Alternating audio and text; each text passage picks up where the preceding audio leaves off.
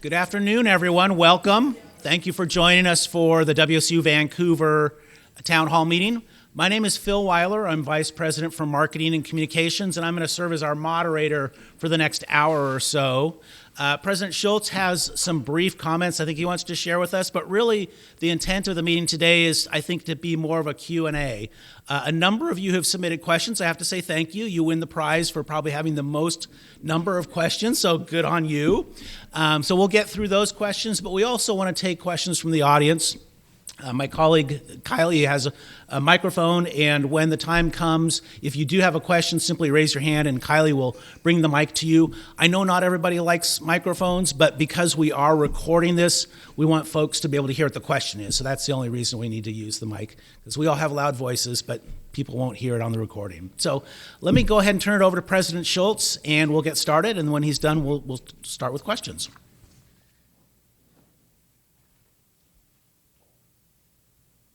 All right. Ooh, maybe a little loud. So, well, good afternoon, and yeah, it's still a little loud, but good afternoon. It's great to see everybody here, and it's nice to be able to do these. I'm going to move this down just a little bit more. It's great to be able to do these in person again. We went through a lot of time where we did these mostly via Zoom. And this year, we've sort of let each campus choose the format and style of how they would like to do these. So I appreciate Mel and the Vancouver team wanting to do an in-person thing with people being able to go back and watch parts of it. So the way we've got these structured this year, Phil talked a little bit about it, but I've only got, I think, 4 slides or 5. It's really a small number. And what we want to do is really be able to spend some time on questions and answers, not just what you submitted in advance, but as they come up during this or people do online, so that we spend the majority of the time on that rather than a 25 PowerPoint slide thing where you said, could have seen that ahead of time, really would prefer dialogue. So we try and switch it up every year. I think this is my 8th year serving as president, and I think we've done these differently, slightly in format and style every year, and so we want to keep tweaking those. So interestingly, I think I asked Ginger earlier today, I think this is my 6th visit to the Vancouver campus during 2023. So part of when we do some of the system-related changes, there was always lots of questions about what is that really going to do. And I know it's certainly allowed me to come and spend more time on each of our campuses outside of the Pullman campus. And you get to know a campus better. You get to know not just the leadership better, but faculty and staff. And yesterday I was getting lunch at the little canteen over there, which I know is super popular with everybody. But and one of our students there watched me scan my items and said, "How did you get that to work?" So we both sat there, and I was helping him scan his potato. Mine was much healthier than that person was, but scan through those things. And those kind of things, those of you who've worked in higher education know those kind of informal interactions that you wind up having, I think, are really important. Now, I don't believe the person who I was helping scan his items had any idea who I was. I had gray hair and I was wearing a suit jacket, so I must have looked like I knew what I was doing. So we figured it out together. But that's the type of thing, is the more that you're just somewhere, you have those kind of interactions with folks. And I saw several people, faculty today, just said hello as we're walking across campus. So it's been nice to be back, and I look forward to a couple more visits in this year. So what do we want to do? A little bit of update on the future of the Pac-12, and I will promise I won't talk for 30 minutes about that, but just give you some sense of where we are. Our work across the system on stabilizing enrollment, advancing WSU Vancouver, partnering for success across the state, and just sort of hit on some highlights of each of these things. So as many of you are well aware, in August we sort of started a Friday morning with a 9-team athletics conference, and by the next Monday we were down to 4 schools, and then 3 to 4 weeks later, University of California at Berkeley and Stanford elected to go to the Atlantic Coast Conference. As I think you can see the Pacific Ocean, and anyway, it doesn't matter, but we're down to 2 schools, us and Oregon State. One of the things that we've done is, it's interesting from a governance point of view, is the conference had this style that if somebody elected to leave, that they at that point were no longer considered part of the board. And we used that as board practice during my entire time here when USC and UCLA left. You just said, okay, they're no longer part of the board as a 10 members. Well, when all those other schools left, they were like, well, you can't just have a board operate with 2 members. And you said, well, why not? It was, well, you just can't do it with 2. You got to have a bigger number. But the bylaws don't have that. And why this is important is we believe Oregon State and WSU should basically have control of the board, which deals with all the assets of the conference and the future direction of the Pac-12. So the legal filing that we had in Whitman County was really to focus around that particular issue. A judge, issued a temporary restraining order, and now we're going with mediation back and forth between the different parties to see if we can't come to some consensus on governance and finances and things like that moving ahead. So I'd like to tell everybody the best information that you can get on this is not off of X or Twitter, formerly known as Twitter. Prince, anyway, never mind.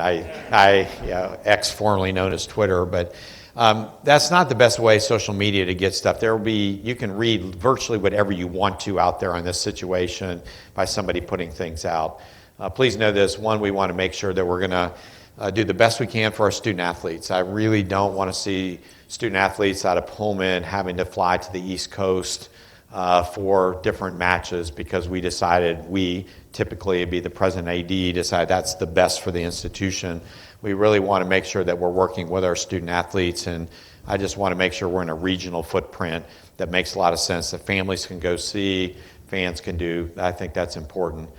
Secondly, we have to operate in a fiscally responsible environment, and that's been a challenge for Cougar Athletics way before my time as president.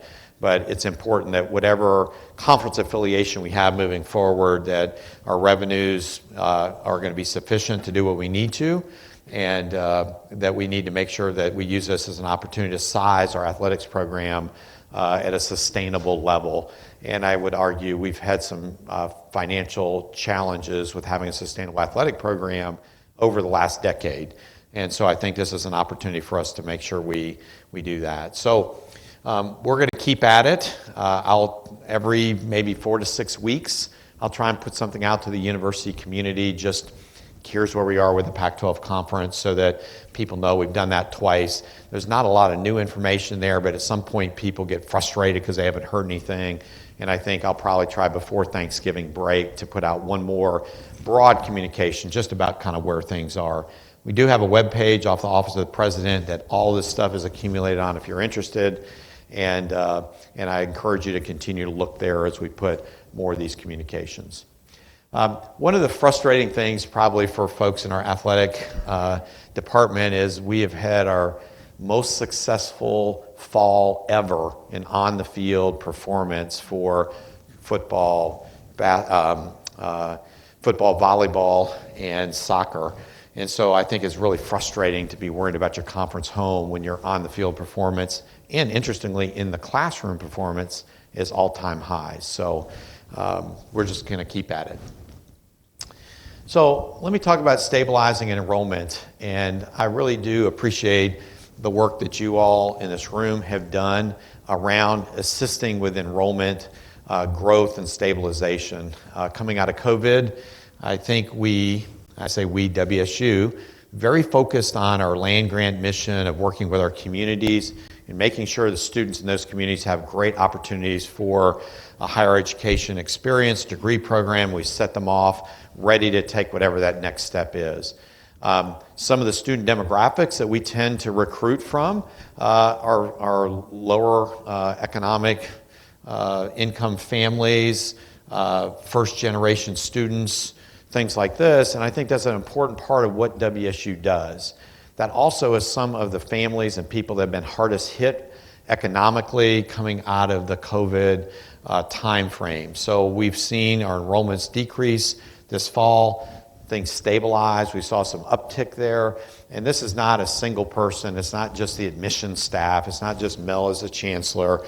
It's you all as faculty and staff and everybody working together to make sure that we continue to provide our students with the WSU experience that's unique to their campus and where they are. The campus experience here is going to be different than Tri-Cities and different than Pullman. And I think we want to continue to facilitate that because that's really an important part of what we do. So thanks for your work on this particular area. And we're going to continue to innovate. We're going to continue to try and do new things to make sure that we're attracting students, continue those partnerships in the community, and but also understand that the model has shifted. This campus for many, many years counted on Clark College to provide a huge amount of that incoming class. And if we look at Clark was, I guess, over 16,000 or so a year or so before I was here, and they're 50% or less of that today. So that's been a drastic change in just the student demographics coming here. And I think the campus has done a nice job at moving with the times. It can be frustrating as faculty and staff when that happens, but I think we've stabilized and we're going to sort of see upward growth moving forward. We've got to keep our core principles of the type of students that we think are important at each of our campuses has got to be intact. Chasing after Northern California students may look financially good, but I think it's important that we don't do that just for financial reasons. You do it if you've got other reasons for doing that. And I'm proud of the impact WSU continues to make across the state and the percentage of Washington residents that we have system-wide. A lot of people were worried about U.S. News and World Report and where we were. I mean, I wasn't happy about watching our rank in that particular publication plummet so much. I probably didn't pay a lot of attention to it, but certainly a lot of people did and said, how come we went from 100th to 200th over 3 years? And boy, this is a real issue. It turns out we got a group of faculty out of the provost's office to work on a report. Brian French, who's a Regents professor, chaired a group that looked in detail at all those rankings and where was it that WSU needed to put our time and effort and energy, not just to increase the rankings. I want to be careful that we don't chase those, but we also want to make sure, are we reporting things correctly? Where is it that we need to make sure we're emphasizing? At the end of the day, I don't think the work you all do, the work we do for our students and our community is measured by U.S. News and World Report. Whether you're 50th or you're 200th, we need to have a core set of things that are important to us, and we need to make sure that we push on those and not let U.S. News and World Report determine our strategic direction. This year we happened to go up by a lot, but they changed the criteria, and next year they may change it again, and we could go up some more, we could go down some more. Most of you would say we're doing the same things we were 5 years ago. That part hasn't changed. So I just want to always take rankings with a grain of salt. And I've got a lot of presidents I know out there that, if we're sitting down having a cocktail somewhere, they would just rail on U.S. News and World Report. And if they went up by 2 spots, man, they've got press releases and press announcements about how great an institution they are. And so let's just always be proud of these when we see ourselves do well, but these do not determine, I believe, our value as an institution. And it's important for us to keep that in appropriate context. So partnering for success. We had a fantastic year last year in philanthropic fundraising as a system with $167.9 million. We broke our previous record the year before, $155 million. And we've only ever had 3 years in the history of Washington State University that we've raised over $150 million. So thank you to all of you for your work in this particular area. Many of you in here are donors to WSU Vancouver, and you support things here. But we tend to see more and more people out there interested in doing this. And I appreciate Jennifer Miltenberger and her team, what they do here. Mel spends a lot of time on this. But all of you all interact with folks when they come to campus that wind up supporting multiple things. So thank you for that. And what's shown here is an investment the Cowlitz tribe made in our new science building on this campus. We believe it's the largest gift ever from a Native partner to WSU on any of our campuses.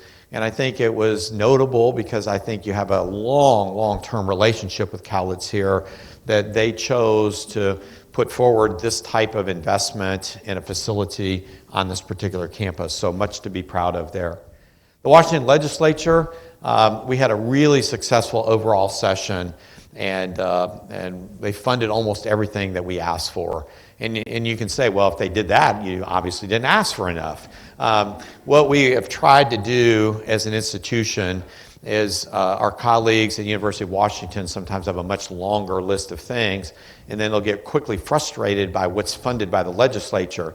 If we give a list of 7 items to the legislature that we would need, or 6, pick your favorite number, they're always prioritized. And if they say, what's your top priority, Kirk? I'll say the top one on the list. And that what we want to do is make sure that we're sending what we believe is a reasonable amount to be asking for in a prioritized list, so that I'm not sending 30 items and letting somebody say, well, I'll fund item number 30 instead of number 1. So we've really worked hard to do that. Our top priority for this year and last year and going into our next legislative session is salaries. The fund split issue, if you're not familiar with that, the state provides us, if they announce a 4% pool, they'll provide a percentage of that, typically about 2/3, and they rely on the university to find the other 1/3 from other sources, including tuition revenue and other types of things. So what we're working on with the legislature is how can we get that so that the legislature funds the salaries they say that they're going to give us, the raises that they're going to give us fully, as opposed to saying it's 4%. You go, that's great, I could use 4%. Then we send you 2.5%, and you're like, well, this isn't what that we saw out there. Where's the other 1.5%? And that's what I think we have to keep working on with our legislative colleagues. That being said, the Southwest Washington area continues to do a great job of supporting this campus and WSU as a whole. And I would also remind everybody, legislative advocacy is not the 2 months during the session. Mel and I and other members of this team, we meet with legislators year-round. As a matter of fact, when you meet with people out of session, you have an hour or an hour and a half conversation about what's important, what are students thinking, what are needs for faculty and staff, that during the legislative session you'll get 5 minutes, maybe 10, because there's a whole bunch of other people behind there. So it's a year-round activity, but Chris Mulick, our interim vice president for government relations and external affairs, and his team have continued to do a really nice job with the Washington legislature, and we continue to see some things at the federal level as well that impacts everybody throughout the system.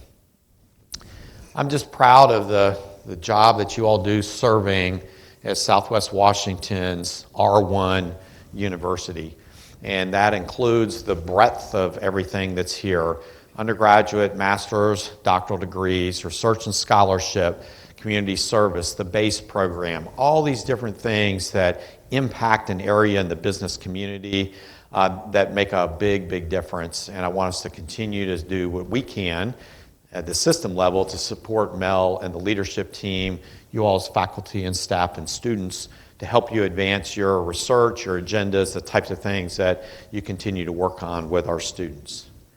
And with that, I'll ask Mel to come up, and want to take this opportunity to answer some questions.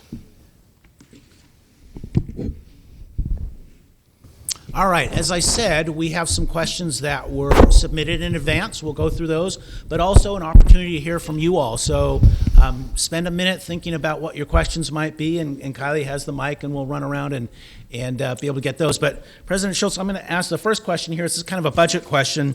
Somebody was asking about, this person wrote, how do you see the One WSU initiative affecting the new budget model, especially when at most locations the budget model is college-focused, but here in Vancouver it's campus-focused? Yeah, so a couple things with that. I know many of you are familiar with the implementation of Workday. Our colleagues at the University of Washington, you might have read in the paper, are having some challenges with Workday, and many of you in here probably raise your hand and say, I've had some challenges with Workday. That being said, that when we hired Leslie Brunelli as our brand new EVP for Finance Administration, when she got here and started looking at the new budget model, or what we were proposing to do in terms of changing that, said, I just don't think we're ready yet. We haven't completely integrated into Workday. We don't have all the systems set up well enough. And she said, I think we need to just push this a year, not push it 5 years, but let's make sure that we sort of have our act together before we make yet another change in the way that we do finances and administration. That being said, I think this also has provided a bit of a pause. There were some questions on the model, the efficacy, how it worked for each campus. Was that going to be what needed to be there? And I think our chancellors have enjoyed maybe an opportunity to lean in a little bit more about how that's going to work and what types of things need some adjustment. So I don't want anybody thinking we've abandoned this idea that we need to continue to modify how we budget across the system, but I do think we wanted to pause. So if we do it, let's do it in a timely fashion, a transparent fashion, not do it fast when everybody goes, you should have had sense enough to maybe slow it down just a little bit and make sure that we're going to be able to support what's there. So more coming. Great. So I have another budget question. This person writes, can you spend a few minutes talking about the impact you think that the changes in the Pac-12 Athletic Conference will have on the Vancouver campus and the system as a whole? And specifically, could reduced revenues in athletics mean the funding for the Vancouver campus might be reduced? Yeah, the funding for athletics has zero to do with what this campus budget is. So if the athletics budget or when the athletics budget is reduced, it's not going to come at the expense of Vancouver or Tri-Cities or anywhere. Athletics is an auxiliary enterprise, and so they exist in that particular fashion. So their dollars come in, they've got to make that budget match. But no, we are not going to go tax our academic enterprises to be able to fund Cougar Athletics. Some of you in here are fans of our teams and are proud supporters. Some of you probably wonder, why in the world is higher education involved in, semi-pro sports, and everybody in between that. So I don't see any direct changes to anything that happens on this campus, regardless of where WSU is in terms of our overall athletic affiliation, whether that's the Mountain West or some partnership or whatever in the future. So no financial hits here, but we are going to see some impacts in the Pullman community. It's easy to go, well, if you have an $85 million budget now and it's going to be $60 million next year, that's great. Boy, athletics will be shrunk down. Well, guess what? That $22 million or whatever the number is, that pays a lot of people, and there are going to be some folks that maybe are employed that wouldn't have jobs in the future and have to move out of an area. So I don't want to sort of just go, it's just a budget number and it means that somebody's not flying first class. It would be loss of jobs and income and people having to move out of an area and seek other things. So I don't want to minimize or trivialize the fact that a smaller athletics budget and an affiliation with a different conference will have no impact at WSU, but it'll be felt acutely, mostly in Pullman, not really around the rest of the system. Great, thank you. Any questions from the audience? Looks like we've got one over here.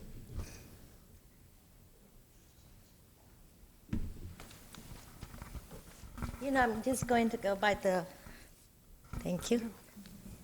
I'm Pavitra, and I'm at the College of Arts and Sciences. And thank you for being here. And I'm going to go with the coach survey report comment. And I was wondering if you could speak to, what concerns do you think prompted faculty or prompted folks to say that they have lost confidence in upper management or in higher level leadership, system-wide leadership. And if you know those concerns, I'm wondering how they could actually be addressed so folks would maybe regain their confidence. Thanks. Yeah, I think that's a fair question. I have not been through, I've got a summary and met with the group that did some of the summary work on the coach, so I have not looked everything thoroughly, so I want to make that clear. I think we've been through a really tumultuous 4 to 5 year period of time where enrollments have been down, budgets have been cut, we have less colleagues around. I don't know why you'd be confident in leadership necessarily during those circumstances. It doesn't inspire a lot of confidence when you go, used to be 6 of us, now there's 3 of us trying to do the same thing 6 did. So I think some of it is also just attributable to reduced resources, people being strained. And interestingly, if I go to other institutions, I see a lot of the similar kinds of strains at those particular places. I'm sure there's somewhere out there that everything's ideal, just haven't found it yet. And I think it's been a really tough time in academic leadership in a lot of places just because there are so many pressures on people are just unhappy. And I don't mean just faculty, it's faculty, staff, it's students, it's facilities, pressures, it's tuition, it's affordability, and I think all those things come together. So what can we do? I mean, I think, one, we're going to continue to try and keep communications as open as possible and to hear concerns and try and address those. And that's, I think, what I'm going to commit myself to try and do is be as visible as possible, be listening to concerns, and try and come out with communications on the things that we're going to try and do to address some of these long-standing issues. I wish there was a magic book I could go look in and read chapter 8 and it goes, here's what to do. Chancellors and presidents at a lot of institutions, this is a frequent topic that we have.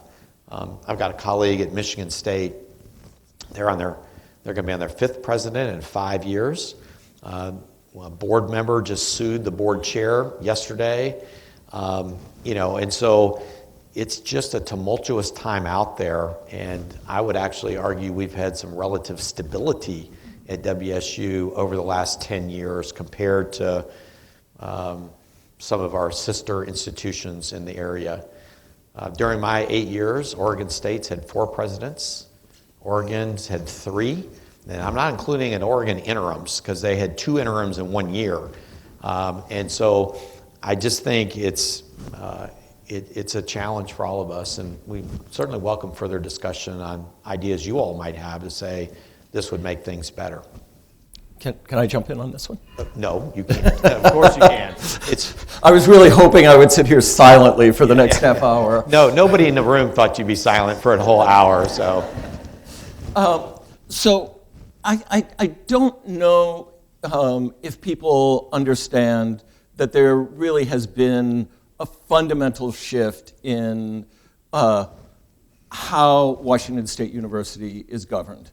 If we go back a decade, 12 years ago when I started, when I went to a leadership meeting, it was 22, 23 people. Everyone was a Pullman person except for one chancellor from each campus. And so the direction of WSU was really led by this cabinet that was very, very Pullman-centric. And over the years, we had many, many conversations about this. The leadership group that meets once a week now is Kirk and the chancellors and our CFO. And so WSU, those decisions are now being made by a chancellor's council, and every campus has an equal voice on that council. And in some of my visits to Pullman, that's not really appreciated.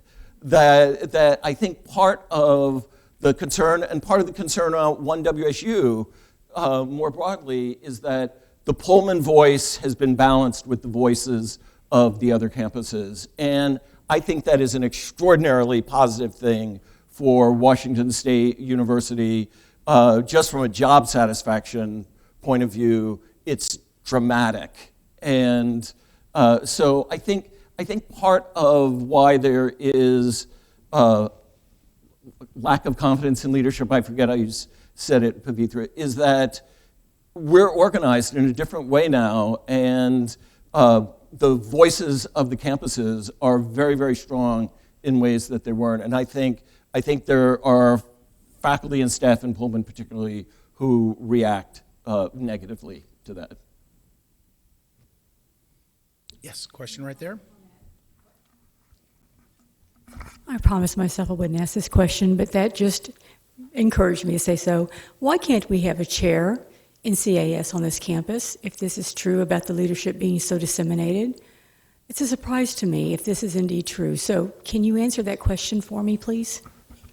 Yeah, I would say, and I know, I think I remember us having some similar dialogue about this for 7 or 8 years. That's changing, and it may not be as fast as everybody would like. But interestingly, Leslie Brunelli, who was hired as our EVP for Finance Administration, her home base is not Pullman, it's Spokane. And she was one of the first senior hires that came in, that she spends a bunch of time on the Pullman campus, but she's actually located elsewhere in the state.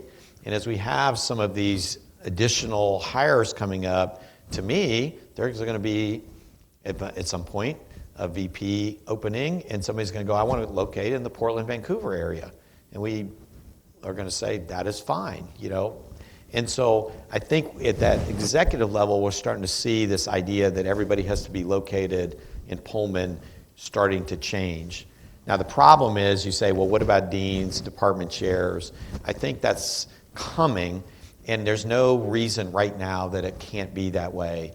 But I think still on the Pullman campus, there's this feeling of loss of that person not being there that Mel talked about. And I think there's this sense that, wow, they've got X on this campus, that probably would have gone to Pullman in the past.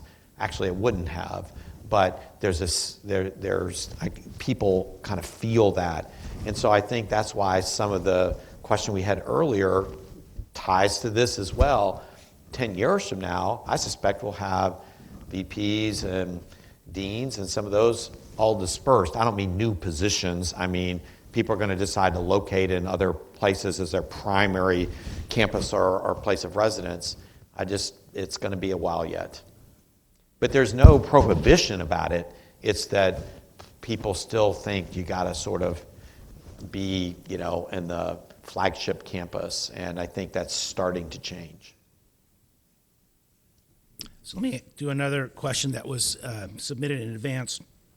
At its last meeting, the WSU Board of Regents approved a request to consider the University of Nairobi as a WSU educational location. Can you offer the audience some detail around this goal for developing a larger footprint in East Africa? What are the opportunities and what challenges might there be? Yeah, so this is interesting. It's a great question. I'm glad I submitted that question. One of the things that I think happened prior to my arrival, or prior to 2016, let's just put it that way, is sometimes these initiatives kind of started across the WSU system. We stood up programs in Yakima around pharmacy. We did these different things. And let's just put it this way, the Faculty Senate was not always involved in, was that set up properly? How's it budgeted? It was just kind of done.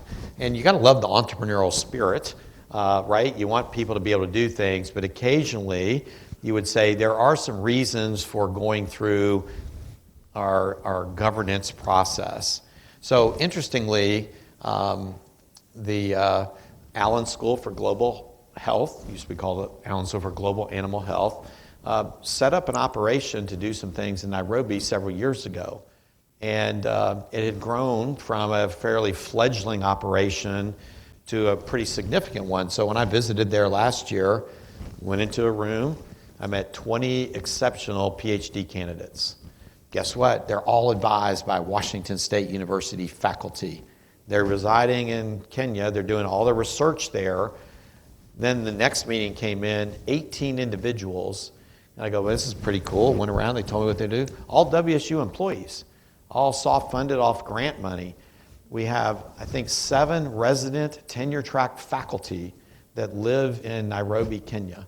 So you go there and you see all this stuff and you're like, man, we got to talk more about this, and how can we branch out from what we're doing in sort of global health and infectious disease work to to other types of things, because sometimes we talked about let's do an international campus or let's have a bigger international presence, but instead of just going around a map and picking Paris or London or whatever, how about we go somewhere we already have a presence, we already have some infrastructure, we got some people, we got some history, and build out from there.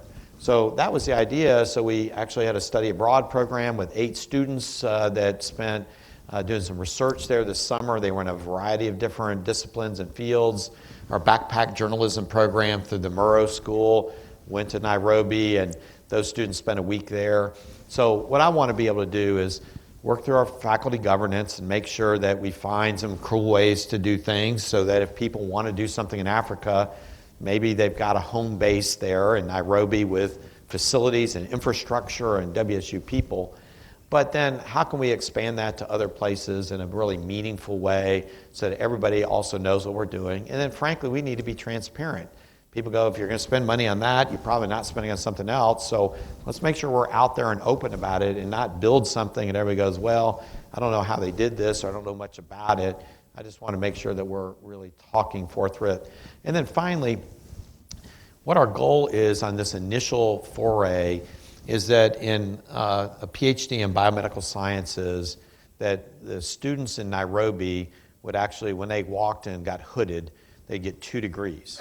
They get one from the University of Nairobi and one from Washington State University simultaneously. And so it's not, you really got a University of Nairobi PhD and we slap something on the diploma. You would meet the doctoral requirements simultaneously at both institutions and be approved by both faculties. And that way we can have joint doctoral students between the 2 faculties. That means Nairobi can send some students over to various campuses in the WSU system. We can have people go over there.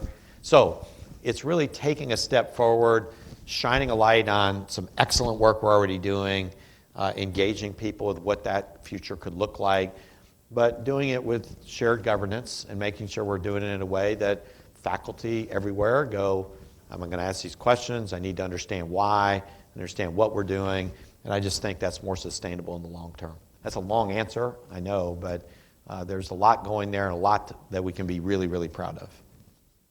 How about we take another question from the audience? Anybody have anything that's come to mind? Yep. There.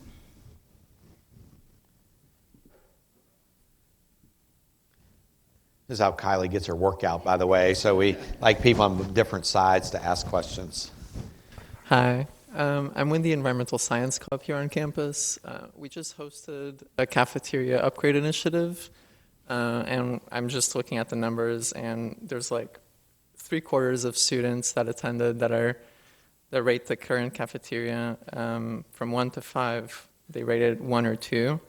I'm just wondering, what are the long-term plans? Because I chatted a little bit about this with Chancellor Mel, but I just wanted to open up the discussion because I think that food is, important not just for students, faculty, staff, but I think I see a bigger opportunity since we're currently like in a food desert here. Thank you. Kirk will talk about the other campuses. Yes, it's coming up regularly. It's important that we continue to talk about it. It's interesting. We can't go back to the way it was before, at least not at the moment. And we had so many complaints the way it was before. Like, people look back on how it was pre-pandemic as this golden age, and I was told that Hugo, is that right? I was told, Hugo, when they were telling me that you were downstairs, that they're serving soup. And I thought, what the perfect thing, because the soup was the most complained about thing in the previous iteration. But as we discussed, it was losing $40,000 to $70,000 every year, and it needs to be self-sustaining.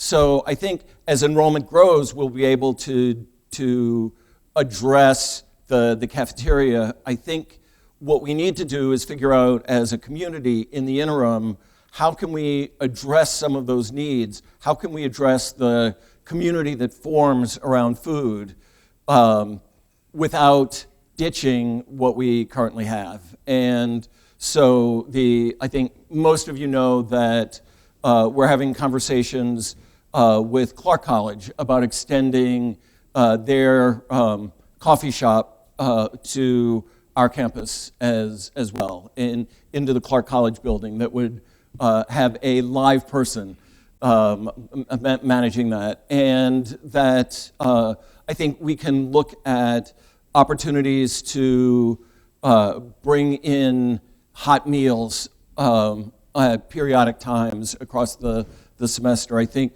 those are the kinds of things we need to look at. I think we need to partner with students on that, in part because we care about students and we want their input on this, but also in part because it's going to be an initiative that's going to have to be partially funded by students through S&A fees or in some other way. So I think we do have opportunities to make it better than it is, but we're also resource starved at the moment, and so it's going to take a while before we get back to full cafeteria service.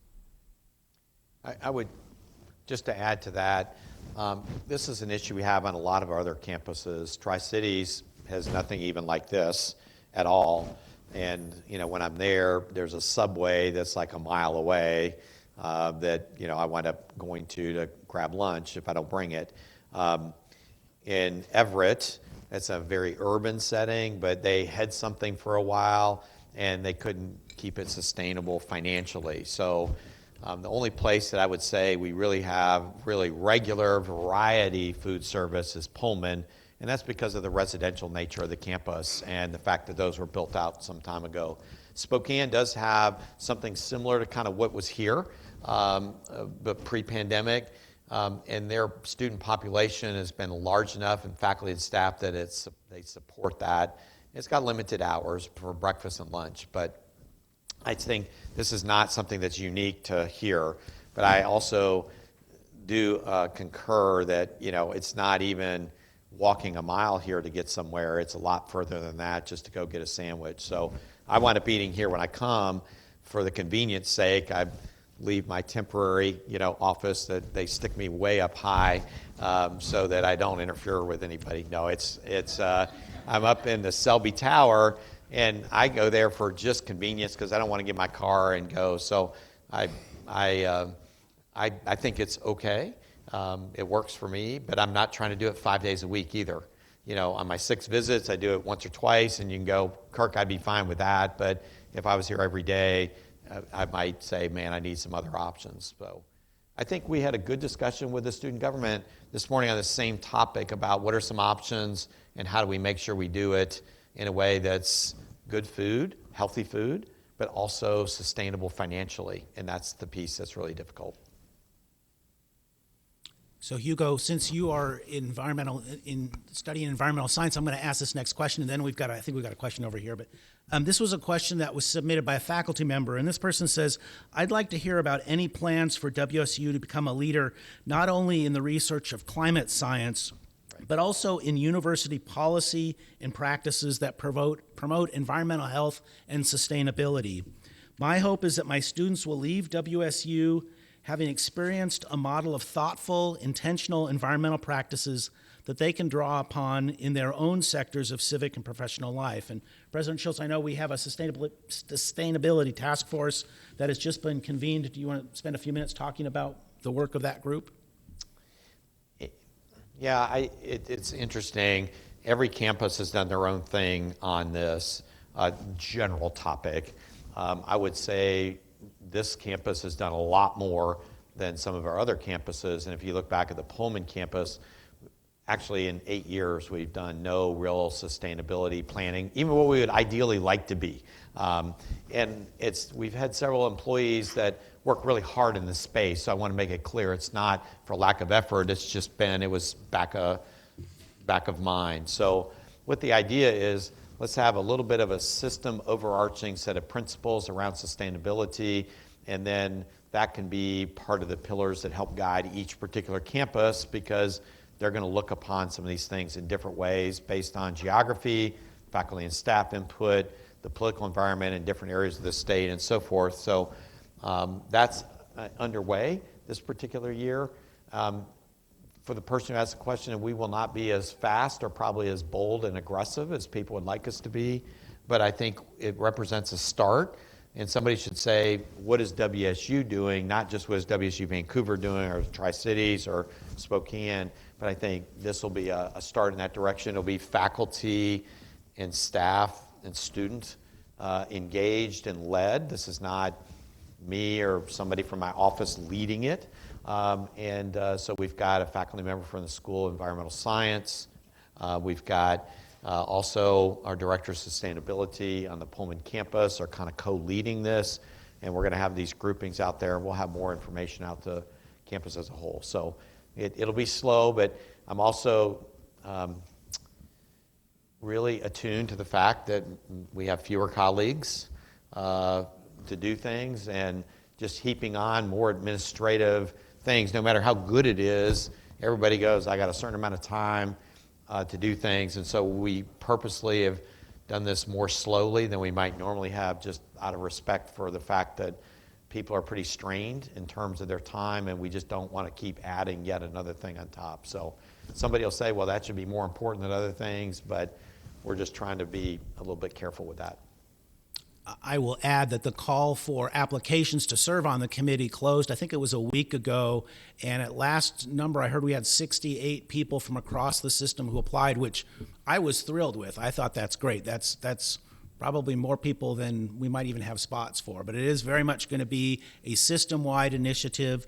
This group is going to make their initial report to the Board of Regents in January, so if you are interested in the topic of sustainability, I'd encourage you to tune in to that meeting in January or watch the recording afterwards. Can we do the EV question? Oh, yes. While we're on Okay, sure, the topic of sustainability. So one of the questions we got was about EV chargers, and you may have seen that our students have been collecting signatures for more chargers on campus. This is something that I think is hugely important for us. And not just because I drive an EV. I was going to mention, yeah. All students were named Mel, Emily. I just kept signing it, you know.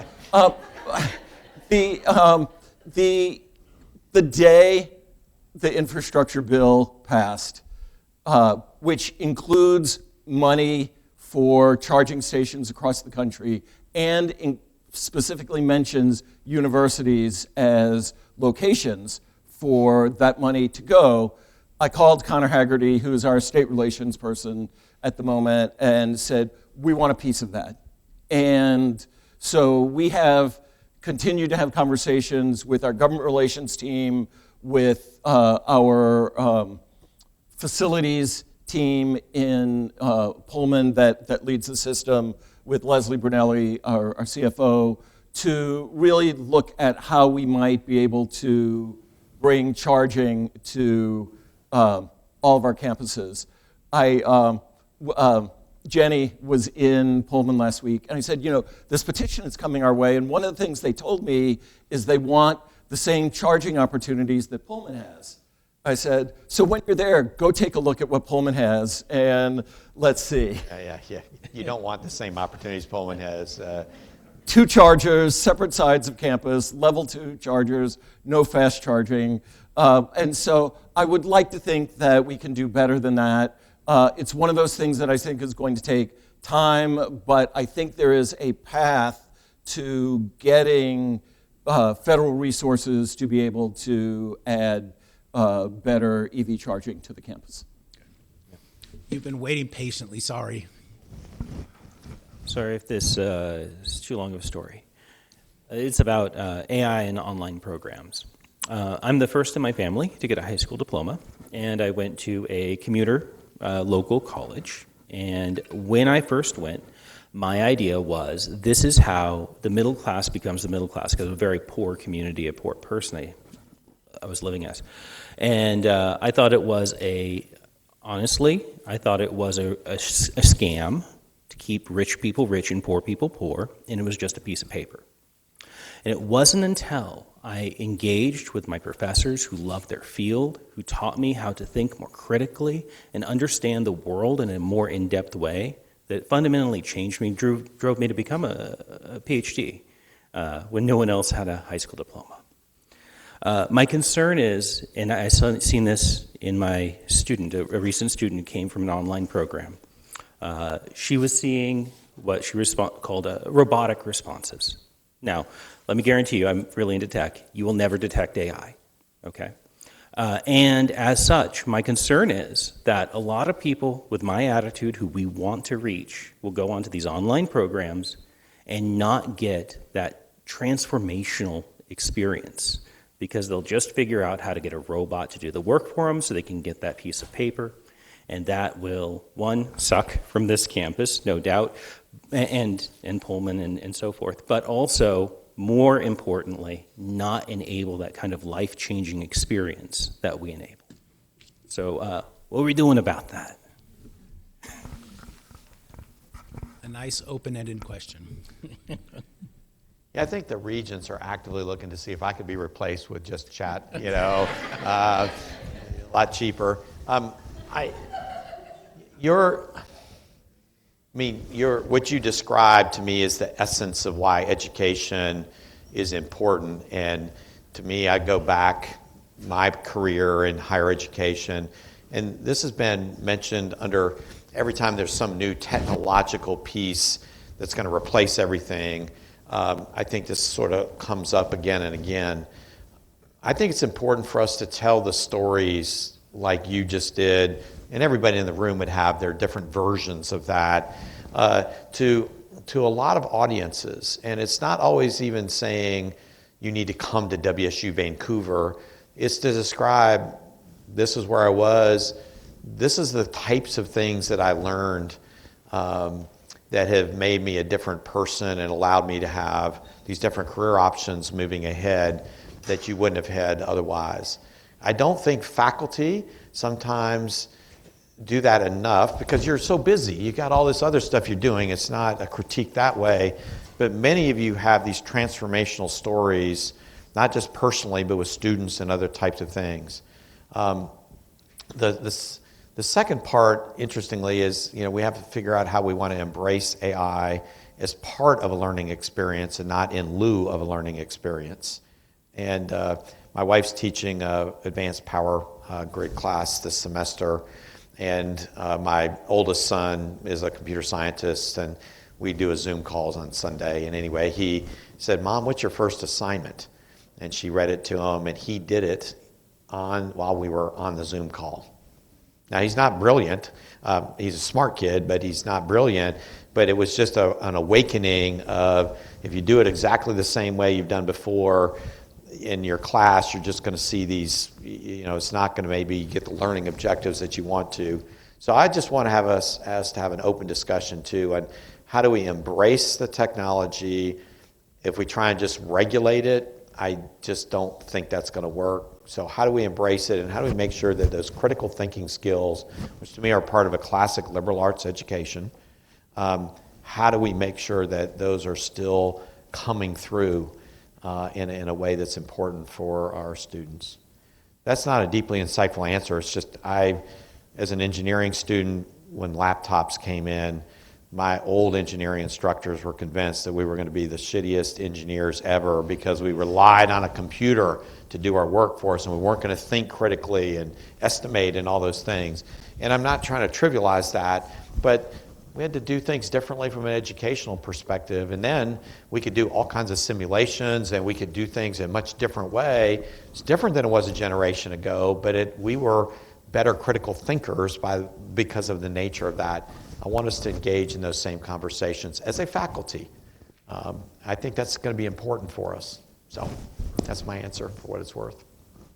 Well, we are almost at time. I do want to acknowledge a question someone submitted that I think we've got a quick answer for. This person asks, why has Washington State University not publicly commented on the Hamas terrorist attack against Israel? And that individual may not have seen the president's byline statement that was in the WSU Insider. I don't know, Kirk, if you have anything you want to add to that, or if you can point people to that. Yeah, this was, as you read in the higher education literature, there have been universities that have taken a variety of approaches for this particular terrorist attack, conflict, loss of life, all of the above. And we waited a few days before just trying to shoot out something right away, and had several faculty send me messages saying, the university's been too silent. You've spoken about other things. But what we didn't want to do is shoot out something at the time where people went, well, they just did this because they were under pressure, not because they thought this was the appropriate thing to do. So our particular communication, some people thought it was too milquetoast. Some people thought we shouldn't have done it. Some people thought we should have done it. We wanted to emphasize that right from the first violence, we were reaching out to families, to students, to faculty and staff, but primarily to our students to make sure they felt supported without making judgment on which side of a conflict they would be on. So I know that people have different perspectives on this particular issue, and there are going to be different perspectives on an issue in 2 months, and we really just want to make sure that we're not putting out something every 2 weeks on whatever is out there. And sometimes we're going to disappoint. Sometimes we'll have disagreement. But we're going to continue just to be careful and thoughtful. And it's a time in our country when higher education leaders like myself and Mel are all trying to figure out how to balance out when to say stuff and when not to. So it's a longer answer perhaps, but we were thoughtful and we just wanted to be really, really careful. And we're going to continue to do that out there. So, and I want to take an opportunity to say thank you to our student affairs colleagues. I think we've got some student affairs folks in the audience, but within hours of the news of the terrorist attack, student affairs were identifying students, faculty members, scholars who had connections to the Middle East, and we're reaching out to them individually. And that happens every day whenever there's some kind of an issue. And I don't know that we all recognize the work that they do nights and weekends to make sure that everybody who needs to be safe and secure and supported get the services they need. So I just want to say thank you because I know that that work was done here on this campus as well. So, all right, we are at time. President Schultz, do you have any closing remarks you'd like to make, or Chancellor? Thank you all for being here. And I appreciate the fact that you decided to come out and do this live. And I appreciate all you do for our students and for this community. And so keep up the good work. And if we didn't have some questions that you felt should be answered, make sure you send them to Mel. Especially the hard ones. Send them to Mel or to Phil directly, and we'll try and get back to you with some written answers too. So if we didn't get to them and you said, boy, I really would like something on this, feed them to our office in some particular way, and we'll get back to you with those answers in writing. So anyway, thank you for being here and all you do. Go Cougs. And we do have a reception coming up, and Kirk will take all of the hard questions there. Thank you. Yeah. All right. Thank you. Thank you, everyone.